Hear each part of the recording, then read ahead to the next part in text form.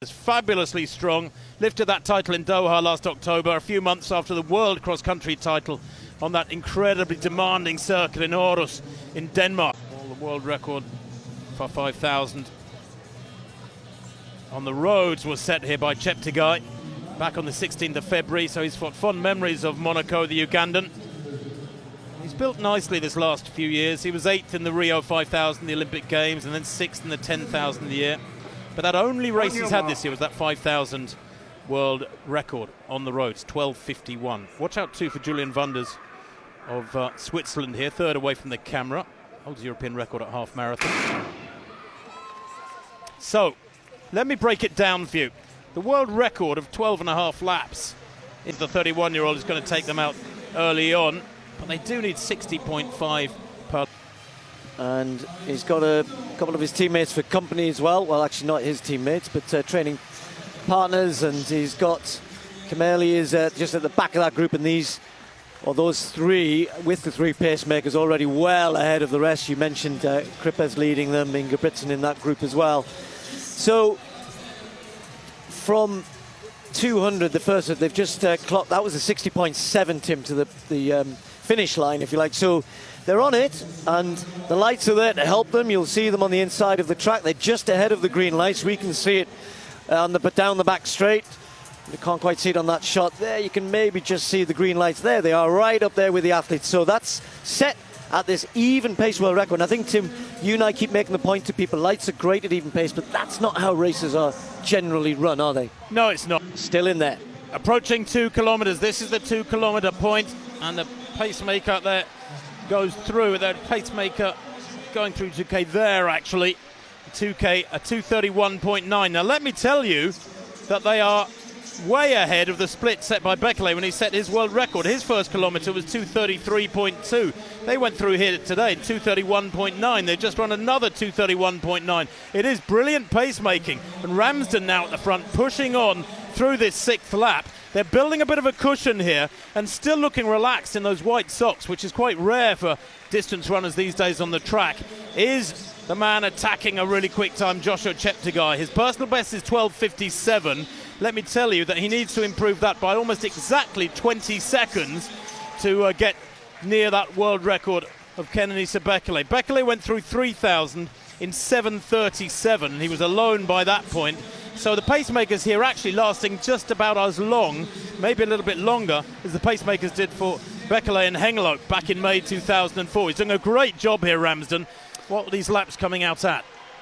Yeah, he's done there, Tim, and Cheptegei has got company with Kameli, but he's got to do the work here if he is to keep this on track. I don't know why he's looking at his watch, Tim, because the lights, the green lights, which are just moving away from him, should tell him. If he knew that, if he knows that, he looks comfortable, he looks in his face, he looks comfortable.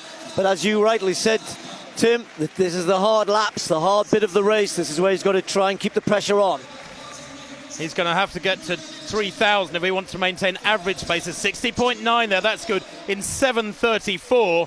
But this is looking very promising, I have to say. That world record, 16 years old now, and a little bit more of Kenenisa Bekele as Cheptegei begins to wind it up. He's really testing Kameli here mid-race. Fabulous split, 60-61. Girdle your loins, folks, because we could be seeing history unfold. He went through 3,000 in 7:35.1, and he's cut loose now, Joshua Cheptegei. He's inside the last mile, just under 4 laps to run. Kameli in second place, running incredibly strongly, about 30 metres down. But Joshua Cheptegei has it all. He has that speed on the track. He's a great 5,000 runner. He has that enormous strength of a 10,000 metre runner. He has that gutsiness of a cross-country champion. And he's still looking relaxed, isn't he? 2:31.9, 2:31.9, 2:31.4. I've got his last 4 kilometres, his last 3 kilometres at. And the world record is under severe threat here. It could be quaking in its boots. The next significant split's 10:07 rather, at 4K for Bekele. That was his split. Now the kick in the tail I have to warn you about is that Bekele ran his last 5 laps in almost exactly 5 minutes. Astonishing closing pace from Kenenisa Bekele. He was just 21 when he set the world record back in 2004. He doesn't have to go quite that fast, Tim. We're looking at 3:2-ish for those last 3 laps. So let's say he runs a 61 and a 61 and then can finish with a 59 point something. You're right, it's on. It's 100% on here. Those green lights, he's just moving imperceptibly away. You can't quite see it on that shot there. He's not looking at them, but we can see that that means he's inside world record pace. And we're assuming, Timmy looks so relaxed, you said that. There you see through that last kilometre, 2:30. Phenomenal. There's Kameli, long way back, but still running quick. He comes round this time, it'll be just 2 laps to go. He's not slowing down, he's maintaining, and he's girding his loins, and we should be, like you said, because this could be phenomenal. You do that a lot, don't you, Steve? I do, when I can. Well, the world record beckons out in front. The rest of the field, half a lap and more behind as Joshua Cheptegei comes through now with 2 laps to run. 60.3. The previous lap was 60.1. This is unprecedented. I used the word Superman earlier on, perhaps a little bit early. This is superhuman running. Cheptegei has now built up a lead of what, about 80 metres over Kimeli.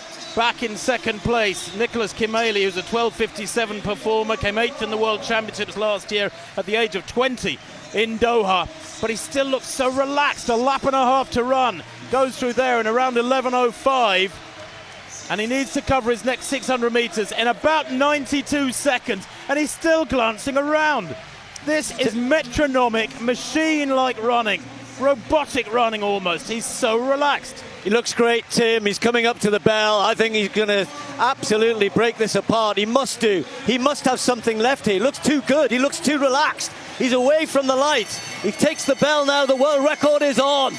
11:35 at the bell there, a 59.9. He's covered his last 3 laps in almost exactly 3 minutes. He's matching stride for stride the closing pace of Kenenisa Bekele, but he set up this world record because he went out through the first half of the race and more, much quicker than the Ethiopian 16 years ago. Down the back straight, 250 metres to run, history in the making. Julian Wanders there with Switzerland, waving him on, is being lapped now, and hardly surprising. Great runners will be lapped by this man as he goes into the final 200 metres. Still looking strong, no panic, no sign of stress, not driving hard. He's got to hit the clock, hit the line in 12:37.35. Is he going to do it? Because he's tiring now. Down the home straight, surely it's going to be close. Watch the clock, 10 seconds to go. He's got about 50 metres to run, and he's still driving for the line. At last he grimaces and looks mortal.